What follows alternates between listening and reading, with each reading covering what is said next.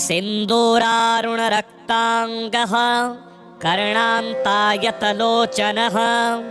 सहस्रकिरणः श्रीमान् सप्ताश्वकृतवाहनः गभस्तिमाली भगवान् शिवपूजापरायणः करोतु मे महाशान्तिं ग्रहपीडां व्यपोहतु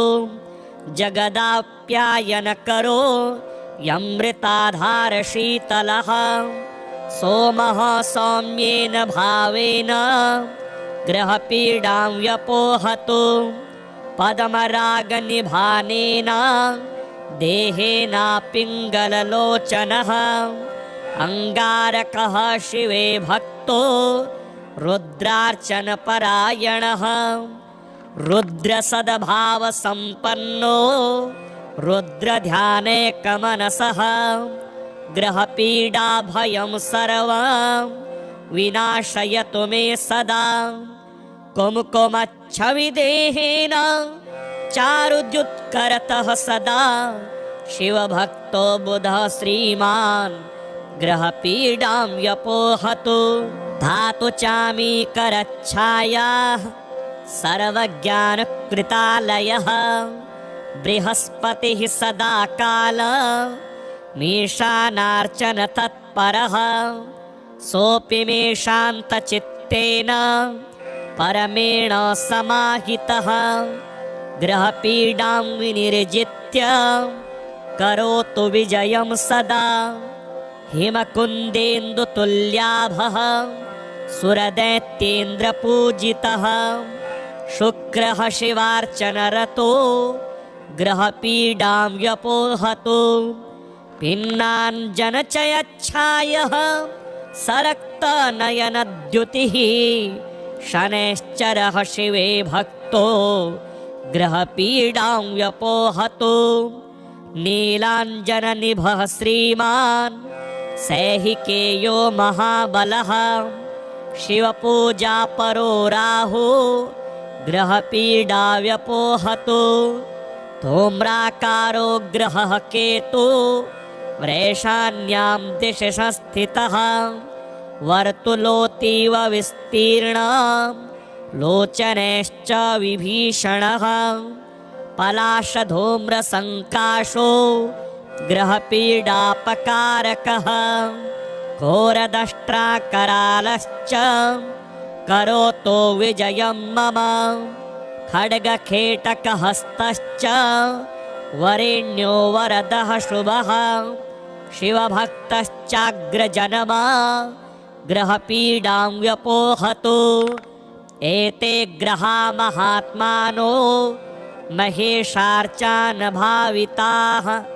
शान्तिं कुर्वन्तु मे हृष्टाः सदा कालं हितैषिणः सिन्दूरारुणरक्ताङ्गः कर्णान्तायतलोचनः सहस्रकिरणः श्रीमान् सप्ताश्वकृतवाहनः गभस्तिमाली भगवान् शिवपूजापरायणः करोतु मे महाशान्तिं ग्रहपीडां व्यपोहतु जगदाप्यायनकरो यमृताधारशीतलः सोमः सौम्येन भावेन ग्रहपीडां व्यपोहतु पद्मरागनिभानेन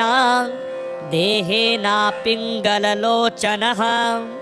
अङ्गारकः शिवे भक्तो रुद्रार्चनपरायणः रुद्रसद्भावसम्पन्नो रुद्रध्यानेकमनसः ग्रहपीडाभयं सर्वं विनाशयतु मे सदा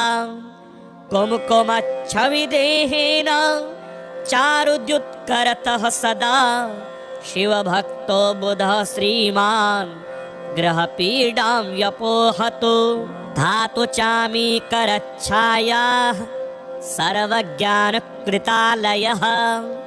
बृहस्पतिः सदा काल मीशानार्चन तत्परः सोऽपि मे शान्तचित्तेन परमेण समाहितः ग्रहपीडां विनिर्जित्य करोतु विजयं सदा हिमकुन्देन्दुतुल्याभः सुरदैत्येन्द्रपूजितः शुक्रः शिवार्चनरतो ग्रहपीडां व्यपोहतु भिन्नाञ्जनचयच्छायः सरक्तनयनद्युतिः शनैश्चरः शिवे भक्तो ग्रहपीडां व्यपोहतु नीलाञ्जननिभः श्रीमान् सैहिकेयो महाबलः शिवपूजापरो राहु ग्रहपीडा व्यपोहतु धूम्राकारो ग्रहः केतु वृषाण्यां दिशि संस्थितः वर्तुलोतीव विस्तीर्णं लोचनैश्च विभीषणः पलाशधूम्रसङ्काशो ग्रहपीडापकारकः घोरदष्ट्राकरालश्च करोतो विजयं मम खड्गखेटकहस्तश्च वरेण्यो वरदः शुभः शिवभक्तश्चाग्रजनमा ग्रहपीडां व्यपोहतु एते ग्रहा महात्मानो महेशार्चानभाविताः शान्तिं कुर्वन्तु मे हृष्टाः सदा कालं हितैषिणः सिन्दूरारुणरक्ताङ्गः कर्णान्तायतलोचनः सहस्रकिरणः श्रीमान् सप्ताश्वकृतवाहनः गभस्तिमाली भगवान् शिवपूजापरायणः करोतु मे महाशान्तिं ग्रहपीडां व्यपोहतु जगदाप्यायनकरो यमृताधारशीतलः सोमः सौम्येन भावेन ग्रहपीडां व्यपोहतु पद्मरागनिभानेन देहेनापिङ्गललोचनः अङ्गारकः शिवे भक्तो रुद्रार्चनपरायणः रुद्रसद्भावसम्पन्नो रुद्रध्यानेकमनसः ग्रहपीडाभयं सर्वं विनाशयतु मे सदा कुमकुमच्छविदेहेन चारुद्युत्करतः सदा शिवभक्तो बुधः श्रीमान् ग्रहपीडां व्यपोहतु धातु चामीकरच्छायाः सर्वज्ञानकृतालयः बृहस्पतिः सदा काल मीशानार्चन तत्परः सोऽपि मे शान्तचित्तेन परमेण समाहितः ग्रहपीडां विनिर्जित्य करोतु विजयं सदा हिमकुन्देन्दुतुल्याभः सुरदैत्येन्द्रपूजितः शुक्रः शिवार्चनरतो ग्रहपीडां व्यपोहतु भिन्नाञ्जनचयच्छायः सरक्तनयनद्युतिः शनैश्चरः शिवे भक्तो ग्रहपीडां व्यपोहतु नीलाञ्जननिभः श्रीमान् सैहिकेयो महाबलः शिवपूजापरो राहु ग्रहपीडा व्यपोहतु धूम्राकारो ग्रहः केतु वृषाण्यां दिशि संस्थितः वर्तुलोतीव विस्तीर्णं लोचनैश्च विभीषणः पलाशधूम्रसङ्काशो ग्रहपीडापकारकः घोरदष्ट्राकरालश्च करोतो विजयं मम खड्गखेटकहस्तश्च वरेण्यो वरदः शुभः शिवभक्तश्चाग्रजनमा ग्रहपीडां व्यपोहतु एते ग्रहा महात्मानो महेशार्चानभाविताः शान्तिं कुर्वन्तु मे हृष्टाः सदा कालं हितैषिणः सिन्दूरारुणरक्ताङ्गः कर्णान्तायतलोचनः सहस्रकिरणः श्रीमान् सप्ताश्वकृतवाहनः गभस्तिमाली भगवान् शिवपूजापरायणः करोतु मे महाशान्तिं ग्रहपीडां व्यपोहतु जगदाप्यायनकरो यमृताधारशीतलः सोमः सौम्येन भावेन ग्रहपीडां व्यपोहतु पद्मरागनिभानेन देहेनापिङ्गललोचनः अङ्गारकः शिवे भक्तो रुद्रार्चनपरायणः रुद्रसद्भावसम्पन्नो रुद्रध्यानेकमनसः ग्रहपीडाभयं सर्वं विनाशयतु मे सदा कुङ्कुमच्छविदेहेन चारुद्युत्करतः सदा शिवभक्तो बुधः श्रीमान् ग्रहपीडां व्यपोहतु धातु चामीकरच्छायाः सर्वज्ञानकृतालयः बृहस्पतिः सदा काल मीशानार्चन तत्परः सोऽपि मे शान्तचित्तेन परमेण समाहितः ग्रहपीडां विनिर्जित्य करोतु विजयं सदा हिमकुन्देन्दुतुल्याभः सुरदैत्येन्द्रपूजितः शुक्रः शिवार्चनरतो ग्रहपीडां व्यपोहतु भिन्नाञ्जनचयच्छायः सरक्तनयनद्युतिः शनैश्चरः शिवे भक्तो ग्रहपीडां व्यपोहतु नीलाञ्जननिभः श्रीमान् सैहिकेयो महाबलः शिवपूजापरो राहु ग्रहपीडा व्यपोहतु धूम्राकारो ग्रहः केतु वृषाण्यां दिशि संस्थितः वर्तुलोतीव विस्तीर्ण लोचनैश्च विभीषणः पलाशधूम्रसङ्काशो ग्रहपीडापकारकः घोरदष्ट्राकरालश्च करोतु विजयं मम खड्गखेटकहस्तश्च वरेण्यो वरदः शुभः शिवभक्तश्चाग्रजनमा ग्रहपीडां व्यपोहतु एते ग्रहा महात्मानो महेशार्चानभाविताः शान्तिं कुर्वन्तु मे हृष्टाः सदा कालं हितैषिणः सिन्दूरारुणरक्ताङ्गः कर्णान्तायतलोचनः सहस्रकिरणः श्रीमान् सप्ताश्वकृतवाहनः गभस्तिमाली भगवान् शिवपूजापरायणः करोतु मे महाशान्तिं ग्रहपीडां व्यपोहतु जगदाप्यायनकरो यमृताधारशीतलः सोमः सौम्येन भावेन ग्रहपीडां व्यपोहतु पद्मरागनिभानेन देहेनापिङ्गललोचनः अङ्गारकः शिवे भक्तो रुद्रार्चनपरायणः रुद्रसद्भावसम्पन्नो रुद्रध्यानेकमनसः ग्रहपीडाभयं सर्वं विनाशयतु मे सदा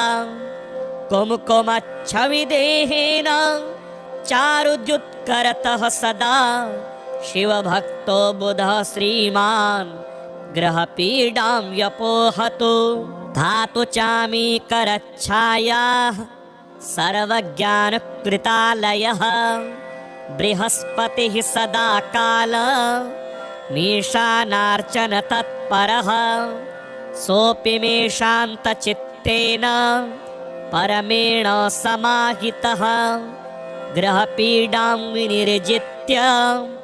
करोतु विजयं सदा हिमकुन्देन्दुतुल्याभः सुरदैत्येन्द्रपूजितः शुक्रः शिवार्चनरतो ग्रहपीडां व्यपोहतु भिन्नाञ्जनचयच्छायः सरक्तनयनद्युतिः शनैश्चरः शिवे भक्तो ग्रहपीडां व्यपोहतु नीलाञ्जननिभः श्रीमान् सैहिकेयो महाबलः शिवपूजापरो राहु ग्रहपीडा व्यपोहतु धूम्राकारो ग्रहः केतु वृषाण्यां दिशि संस्थितः वर्तुलोऽतीव विस्तीर्णं लोचनैश्च विभीषणः पलाशधूम्रसङ्काशो ग्रहपीडापकारकः घोरदष्ट्राकरालश्च करोतु विजयं मम खड्गखेटकहस्तश्च वरेण्यो वरदः शुभः शिवभक्तश्चाग्रजनमा ग्रहपीडां व्यपोहतु एते ग्रहा महात्मानो महेशार्चान् भाविताः शान्तिं कुर्वन्तु मे हृष्टाः सदा कालं हितैषिणः सिन्दूरारुणरक्ताङ्गः कर्णान्तायतलोचनः सहस्रकिरणः श्रीमान् सप्ताश्वकृतवाहनः गभस्तिमाली भगवान् शिवपूजापरायणः करोतु मे महाशान्तिं ग्रहपीडां व्यपोहतु जगदाप्यायनकरो यमृताधारशीतलः सोमः सौम्येन भावेन ग्रहपीडां व्यपोहतु पद्मरागनिभानेन देहेन पिङ्गललोचनः अङ्गारकः शिवे भक्तो रुद्रार्चनपरायणः रुद्रसद्भावसम्पन्नो रुद्रध्यानेकमनसः ग्रहपीडाभयं सर्वं विनाशयतु मे सदा कुमकुमच्छविदेहेन चारुद्युत्करतः सदा शिवभक्तो बुधः श्रीमान् ग्रहपीडां व्यपोहतु धातु चामीकरच्छायाः सर्वज्ञानकृतालयः बृहस्पतिः सदा काल मीशानार्चन तत्परः सोऽपि मे शान्तचित्तेन परमेण समाहितः ग्रहपीडां विनिर्जित्य करोतु विजयं सदा हिमकुन्देन्दुतुल्याभः सुरदैत्येन्द्रपूजितः शुक्रः शिवार्चनरतो ग्रहपीडां व्यपोहतु भिन्नाञ्जनचयच्छायः सरक्तनयनद्युतिः शनैश्चरः शिवे भक्तो ग्रहपीडां व्यपोहतु नीलाञ्जननिभः श्रीमान् सैहिकेयो महाबलः शिवपूजापरो राहु ग्रहपीडा व्यपोहतु धूम्राकारो ग्रहः केतु वृषाण्यां दिशि संस्थितः वर्तुलोऽतीव विस्तीर्णं लोचनैश्च विभीषणः पलाशधूम्रसङ्काशो ग्रहपीडापकारकः घोरदष्ट्राकरालश्च करोतु विजयं मम खड्गखेटकहस्तश्च वरेण्यो वरदः शुभः शिवभक्तश्चाग्रजनमा ग्रहपीडां व्यपोहतु एते ग्रहा महात्मानो महेशार्चान भाविताः शान्तिं कुर्वन्तु मे हृष्टाः सदा कालं हितैषिणः सिन्दूरारुणरक्ताङ्गः कर्णान्तायतलोचनः सहस्रकिरणः श्रीमान् सप्ताश्वकृतवाहनः गभस्तिमाली भगवान् शिवपूजापरायणः करोतु मे महाशान्तिं ग्रहपीडां व्यपोहतु जगदाप्यायनकरो यमृताधारशीतलः सोमः सौम्येन भावेन ग्रहपीडां व्यपोहतु पद्मरागनिभानेन देहेनापिङ्गललोचनः अङ्गारकः शिवे भक्तो रुद्रार्चनपरायणः रुद्रसद्भावसम्पन्नो रुद्रध्यानेकमनसः ग्रहपीडाभयं सर्वं विनाशयतु मे सदा कुमकुमच्छविदेहेन चारुद्युत्करतः सदा शिवभक्तो बुधः श्रीमान् ग्रहपीडां व्यपोहतु धातु चामीकरच्छायाः सर्वज्ञानकृतालयः बृहस्पतिः सदा काल मीशानार्चन तत्परः सोऽपि मे शान्तचित्तेन परमेण समाहितः ग्रहपीडां विनिर्जित्य करोतु विजयं सदा हिमकुन्देन्दुतुल्याभः सुरदैत्येन्द्रपूजितः शुक्रः शिवार्चनरतो ग्रहपीडां व्यपोहतु भिन्नाञ्जनचयच्छायः सरक्तनयनद्युतिः शनैश्चरः शिवे भक्तो ग्रहपीडां व्यपोहतु नीलाञ्जननिभः श्रीमान् सैहिकेयो महाबलः शिवपूजापरो राहु ग्रहपीडा व्यपोहतु धूम्राकारो ग्रहः केतु वृषाण्यां दिशि संस्थितः वर्तुलोतीव विस्तीर्णं लोचनैश्च विभीषणः पलाशधूम्रसङ्काशो ग्रहपीडापकारकः घोरदष्ट्राकरालश्च करोतु विजयं मम खड्गखेटकहस्तश्च वरेण्यो वरदः शुभः शिवभक्तश्चाग्रजनमा ग्रहपीडां व्यपोहतु एते ग्रहा महात्मानो महेशार्चान भाविताः शान्तिं कुर्वन्तु मे हृष्टाः सदा कालं हितैषिणः सिन्दूरारुणरक्ताङ्गः कर्णान्तायतलोचनः सहस्रकिरणः श्रीमान् सप्ताश्वकृतवाहनः गभस्तिमाली भगवान्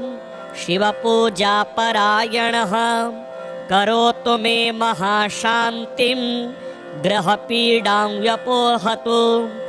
जगदाप्यायनकरो यमृताधारशीतलः सोमः सौम्येन भावेन ग्रहपीडां व्यपोहतु पद्मरागनिभानेन देहेनापिङ्गललोचनः अङ्गारकः शिवे भक्तो रुद्रार्चनपरायणः रुद्रसद्भावसम्पन्नो रुद्रध्यानेकमनसः ग्रहपीडाभयं सर्वं विनाशयतु मे सदा कुमकुमच्छविदेहेन चारुद्युत्करतः सदा शिवभक्तो बुधः श्रीमान् ग्रहपीडां व्यपोहतु धातु चामीकरच्छायाः सर्वज्ञानकृतालयः बृहस्पतिः सदा काल मीशानार्चन तत्परः सोऽपि मे शान्तचित्तेन परमेण समाहितः ग्रहपीडां विनिर्जित्य करोतु विजयं सदा हिमकुन्देन्दुतुल्याभः सुरदैत्येन्द्रपूजितः शुक्रः शिवार्चनरतो ग्रहपीडां व्यपोहतु भिन्नाञ्जनचयच्छायः सरक्तनयनद्युतिः शनैश्चरः शिवे भक्तो ग्रहपीडां व्यपोहतु नीलाञ्जननिभः श्रीमान् सैहिकेयो महाबलः शिवपूजापरो राहु ग्रहपीडा व्यपोहतु धूम्राकारो ग्रहः केतु वृषाण्यां दिशि संस्थितः वर्तुलोतीव विस्तीर्णं लोचनैश्च विभीषणः पलाशधूम्रसङ्काशो ग्रहपीडापकारकः घोरदष्ट्राकरालश्च करोतो विजयं मम खड्गखेटकहस्तश्च वरेण्यो वरदः शुभः शिवभक्तश्चाग्रजनमा ग्रहपीडां व्यपोहतु एते ग्रहा महात्मानो महेशार्चानभाविताः शान्तिं कुर्वन्तु मे हृष्टाः सदा कालं हितैषिणः सिन्दूरारुणरक्ताङ्गः कर्णान्तायतलोचनः सहस्रकिरणः श्रीमान् सप्ताश्वकृतवाहनः गभस्तिमाली भगवान् शिवपूजापरायणः करोतु मे महाशान्तिं ग्रहपीडां व्यपोहतु जगदाप्यायनकरो यमृताधारशीतलः सोमः सौम्येन भावेन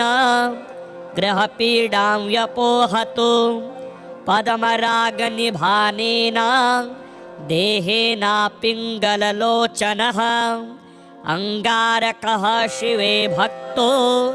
रुद्रार्चनपरायणः रुद्रसद्भावसम्पन्नो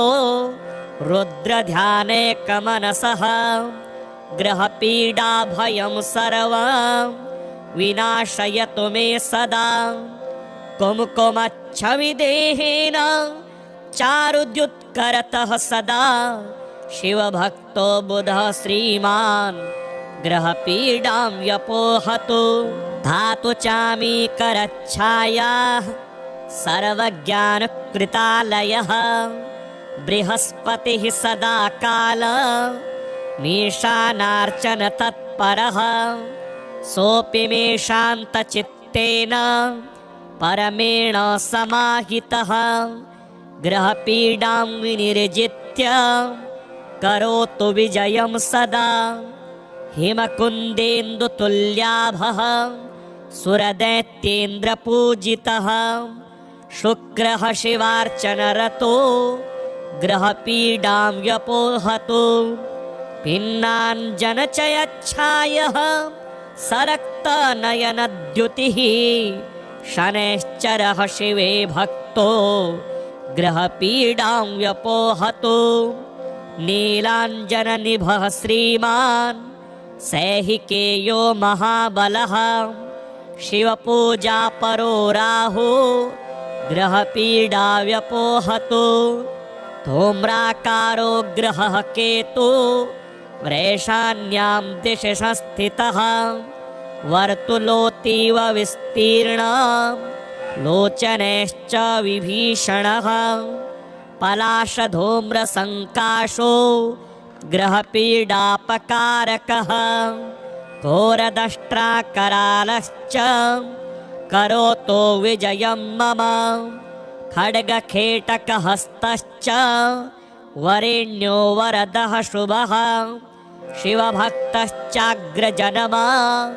ग्रहपीडां व्यपोहतु एते ग्रहा महात्मानो महेशार्चानभाविताः शान्तिं कुर्वन्तु मे हृष्टाः सदा कालं हितैषिणः सिन्दूरारुणरक्ताङ्गः कर्णान्तायतलोचनः सहस्रकिरणः श्रीमान् सप्ताश्वकृतवाहनः गभस्तिमाली भगवान् शिवपूजापरायणः करोतु मे महाशान्तिं ग्रहपीडां व्यपोहतु जगदाप्यायनकरो यमृताधारशीतलः सोमः सौम्येन भावेन ग्रहपीडां व्यपोहतु पद्मरागनिभानेन देहेनापिङ्गललोचनः अङ्गारकः शिवे भक्तो रुद्रार्चनपरायणः रुद्रसद्भावसम्पन्नो रुद्रध्यानेकमनसः ग्रहपीडाभयं सर्वं विनाशयतु मे सदा कुमकुमच्छविदेहेन चारुद्युत्करतः सदा शिवभक्तो बुधः श्रीमान् ग्रहपीडां व्यपोहतु धातु चामीकरच्छायाः सर्वज्ञानकृतालयः बृहस्पतिः सदा काल मीशानार्चनतत्परः सोऽपि मे शान्तचित्तेन परमेण समाहितः ग्रहपीडां विनिर्जित्य करोतु विजयं सदा हिमकुन्देन्दुतुल्याभः सुरदैत्येन्द्रपूजितः शुक्रः शिवार्चनरतो ग्रहपीडां व्यपोहतु भिन्नाञ्जनचयच्छायः सरक्तनयनद्युतिः शनैश्चरः शिवे भक्तो ग्रहपीडां व्यपोहतु नीलाञ्जननिभः श्रीमान् सैहिकेयो महाबलः शिवपूजापरो राहु ग्रहपीडा व्यपोहतु धूम्राकारो ग्रहः केतु वृषाण्यां दिशि संस्थितः वर्तुलोतीव विस्तीर्णं लोचनैश्च विभीषणः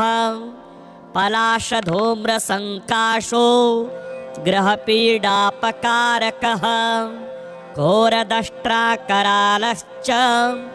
करोतु विजयं मम खड्गखेटकहस्तश्च वरेण्यो वरदः शुभः शिवभक्तश्चाग्रजनमा ग्रहपीडां व्यपोहतु एते ग्रहा महात्मानो महेशार्चानभाविताः शान्तिं कुर्वन्तु मे हृष्टाः सदा कालं हितैषिणः सिन्दूरारुणरक्ताङ्गः कर्णान्तायतलोचनः सहस्रकिरणः श्रीमान् सप्ताश्वकृतवाहनः गभस्तिमाली भगवान् शिवपूजापरायणः करोतु मे महाशान्तिं ग्रहपीडां व्यपोहतु जगदाप्यायनकरो यमृताधारशीतलः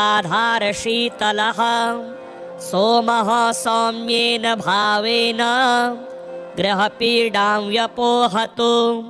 पद्मरागनिभानेन देहेनापिङ्गललोचनः अङ्गारकः शिवे भक्तो रुद्रार्चनपरायणः रुद्रसद्भावसम्पन्नो रुद्रध्यानेकमनसः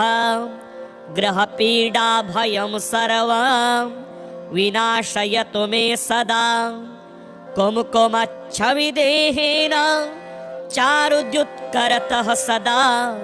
शिवभक्तो बुधः श्रीमान् ग्रहपीडां व्यपोहतु धातु चामीकरच्छायाः सर्वज्ञानकृतालयः बृहस्पतिः सदा काल मीशानार्चन तत्परः सोऽपि मे शान्तचित्तेन परमेण समाहितः ग्रहपीडां विनिर्जित्य करोतु विजयं सदा हिमकुन्देन्दुतुल्याभः सुरदैत्येन्द्रपूजितः शुक्रः शिवार्चनरतो ग्रहपीडां व्यपोहतु भिन्नाञ्जनचयच्छायः सरक्तनयनद्युतिः शनैश्चरः शिवे भक्तो ग्रहपीडां व्यपोहतु नीलाञ्जननिभः श्रीमान् सैहिकेयो महाबलः शिवपूजापरो राहु ग्रहपीडा व्यपोहतु धूम्राकारो ग्रहः केतु वृषाण्यां दिशि संस्थितः वर्तुलोतीव विस्तीर्णं लोचनैश्च विभीषणः पलाशधूम्रसङ्काशो ग्रहपीडापकारकः घोरदष्ट्राकरालश्च करोतो विजयं मम खड्गखेटकहस्तश्च वरेण्यो वरदः शुभः शिवभक्तश्चाग्रजनमा